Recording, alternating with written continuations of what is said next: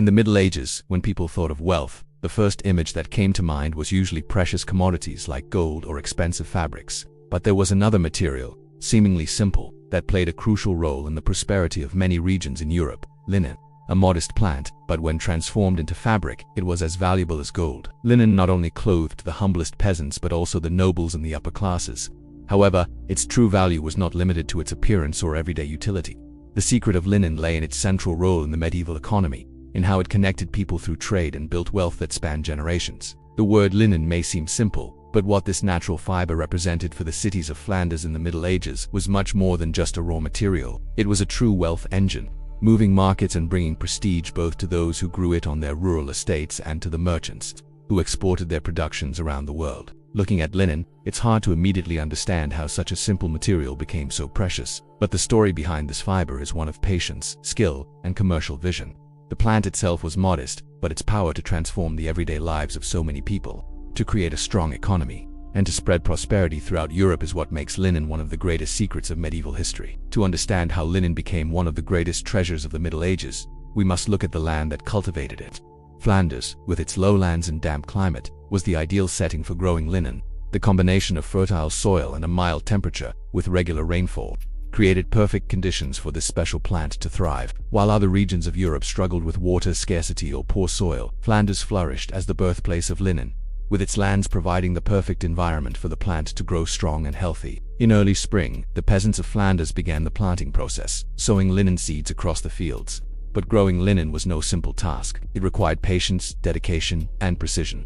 The flax plant is delicate, and to ensure a good harvest, the seeds had to be planted carefully and the weather had to cooperate. When the blue flowers began to bloom amidst the plants, it was a sign that the linen was reaching its full maturity. The flax fields of Flanders became a common sight, especially during the summer. Under the northern cloudy sky, the flax plants rose and rose, their blue flowers shimmering like small stars. This peaceful sight of fields full of life hid what was to come, an impressive transformation from nature into something that would change the region's economic fate. Over the centuries, the farmers of Flanders had learned to care for the flax, passing the knowledge down from generation to generation, with each stage of the plant's cycle becoming a carefully preserved tradition. It was in the fertile soil of Flanders that linen began its journey, and this would not have been possible anywhere else.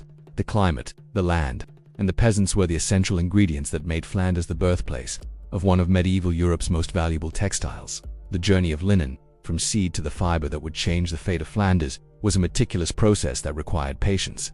After the careful planting of seeds and the plant's growth during the summer, the work of the peasants was far from over. When the flax reached maturity, it was time for the harvest, a laborious and time-consuming task, as each plant had to be carefully removed to avoid damaging the fibers hidden inside its stalks. After harvesting, the flax was not yet ready to be transformed into fabric. The initial process of retting or soaking was crucial to separate the fibers from the woody core of the plant. The flax stalks were submerged in water or left out in the open to be exposed to moisture, a process that took days or even weeks. This soaking period, though smelly and exhausting, was essential. The flax fibers slowly loosened, revealing their shine and strength, but without retting, the flax would remain useless. Once the flax was properly retted and dried, it moved on to the next stage. Breaking. At this stage, the dry stalks were broken and beaten to release the fine fibers hidden inside. This scutching process required simple yet effective tools like wooden blades and iron combs. The sound of the blades cutting through the stalks filled the fields and small workshops of Flanders, while workers, often women, spent hours removing impurities and turning the coarse fibers into something finer. After this process, the flax was ready to be spun. The fibers were transformed into fine, strong threads, which would then be woven into high-quality cloth. The spinning and weaving of flax was far from simple. Each thread had to be carefully aligned to ensure the final weave was both strong and soft to the touch. The skill of Flanders weavers was unmatched, and it was this expertise that made Flanders linen sought after across Europe. Every step, from sewing to weaving, was a dance of precision and patience, where any mistake could compromise weeks or even months of hard work. What emerged from this process was an extraordinary fiber, soft, shining, and strong enough to withstand the wear of time. The linen that began as a simple plant in the fields of Flanders transformed into a highly valuable product, sought after by nobles, merchants, and even peasants who wore linen shirts as a symbol of dignity and comfort. The secret behind the fame of Flanders linen was not just in the fertile lands or the meticulous production process. The true magic lay in the hands of those who worked tirelessly to transform flax into the highest quality fabric. Peasants, weavers, and spinners were the key pieces in this complex production system, and each played a vital role in creating the fabric that would enrich an entire region. The peasants, who grew the flax in the vast plains of Flanders, were the foundation of this production chain. They devoted their lives to cultivating the flax, carefully planting the seeds, harvesting the plants at the right time, and tending to every step of the redding and fiber preparation process. This work required a great deal of patience, as the flax could only be harvested when the plants were fully mature and ready to be transformed into fiber. But what made this work even more valuable was the knowledge passed down through generations, the wisdom gained over the centuries that allowed the peasants to maximize the quality of each harvest. Once the flax was ready, it was sent to the weavers, who were responsible for transforming the fibers into threads and fabric. The weaving workshops in Flanders were centers of constant activity. The sound of looms and the rhythmic motion of spinners, often women working tirelessly in their homes, were the heartbeat of Flanders' economy. Each thread that came from the spinning wheel was a product of skill and dedication. While the weavers used their talents to transform those threads into exceptional quality fabric, the weaver guilds, organizations that regulated the profession, were vital in ensuring that Flanders linen maintained its reputation for excellence. Each master weaver needed to master not only the technique of weaving but also a deep knowledge of how to handle the threads, adjust the looms, and create intricate patterns in the fabric.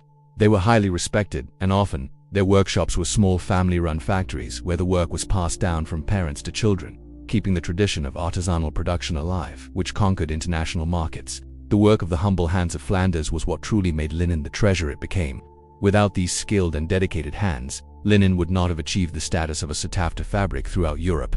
The success of Flanders, therefore, was not just a reflection of its material wealth, but also of the strength and tireless work of its people. The impact of linen on the economy of Flanders was not confined to the region's borders. On the contrary, Flanders linen spread throughout Europe and beyond, creating an international trade network that connected distant cities and cultures. At the heart of the linen trade was the city of Bruges, which became one of the most important hubs for the export of the fabric. The merchants of Flanders, with their negotiation skills and network of contacts, managed to establish a demand for linen in foreign markets, from the luxurious courts of Italy to the expanding markets of England and beyond. Flanders linen was not just a local product. It was synonymous with quality, durability, and sophistication, qualities that made it highly sought after in royal courts and among the nobility of Europe. Cities like Bruges and Ghent became powerful trading centers where merchants from various parts of Europe gathered to buy and sell goods, with linen being one of the most valuable commodities. Caravans and ships left the Flemish ports, taking rolls of linen to destinations like Italy, France, and even the Mediterranean kingdoms, turning Flanders into a true commercial empire. Moreover, the success of the linen trade was amplified by the merchants of Flanders' ability to maintain high standards of quality. The weaver and linen producer guilds enforced strict rules on the manufacturing process, ensuring that every batch of linen met high expectations. This allowed Flanders linen to maintain a reputation for excellence, making it highly valued in international markets. This flourishing trade not only brought wealth to the region but also enabled Flanders to integrate into the larger economic circuit of medieval Europe. The production of linen was one of the main driving forces that helped consolidate Flanders' economic power, making it one of the wealthiest and most influential regions in Europe. The linen market was not just a source of profit. It represented Flanders' connection to the world, linking the region's peasants with royal courts and international markets, and placing Flanders at the center of medieval trade. Linen, although considered a simple and affordable fabric, played a crucial role in differentiating social classes in the Middle Ages. It crossed the barriers between the humble peasants and the nobility, providing a means of expressing status, comfort, and prestige for different social groups. What seemed like a common material for the daily wear of many was, in fact, a symbol of sophistication when produced and treated with care. For the peasants, linen represented a fabric of high durability and comfort, ideal for withstanding the hard work in the fields. Linen shirts and pants were a practical choice, allowing the skin to breathe during the hot summer months when the heat could be unbearable. But the linen worn by the peasants was simple. There were no embroideries or embellishments, and the fabric was usually just a basic white. It was the linen that gave dignity to daily labor, but without ostentation. On the other hand, for the nobility, linen was transformed into a true luxury. The finely crafted linen shirts, undergarments, and even towels and bed linens were often embroidered with golden thread or painted with vibrant details, showcasing the wealth and taste of their owners. At feasts, banquets, and ceremonies, high-quality linen became a true symbol of status. Its shine and softness were prized, making it the preferred choice of the elite. Furthermore, white linen, especially, symbolized purity, cleanliness, and order, qualities highly appreciated by the nobles. Among the middle classes, such as merchants and artisans, linen represented an aspiration. They could afford to buy good quality fabrics, but without the luxury or adornments that the nobility flaunted. Linen shirts with embroidery or more refined towels were a symbol of growing prosperity, a sign that their wealth was increasing and their social standing was rising. Linen, therefore, was not just a fabric, it was intertwined with the social and cultural aspirations of each class. For the peasants, it was a practical necessity. For the nobility, a symbol of luxury and purity. And for the merchants, a sign of success. What began as a simple material, in the skilled hands of the producers and artisans of Flanders, became a fabric that not only clothed people, but also expressed their social identities and their place in the medieval hierarchy. Don't miss any more fascinating stories. Subscribe to the channel now and dive into incredible content about the past, histories, secrets, and more. Turn on notifications so you never miss a new episode. Your place in history starts here.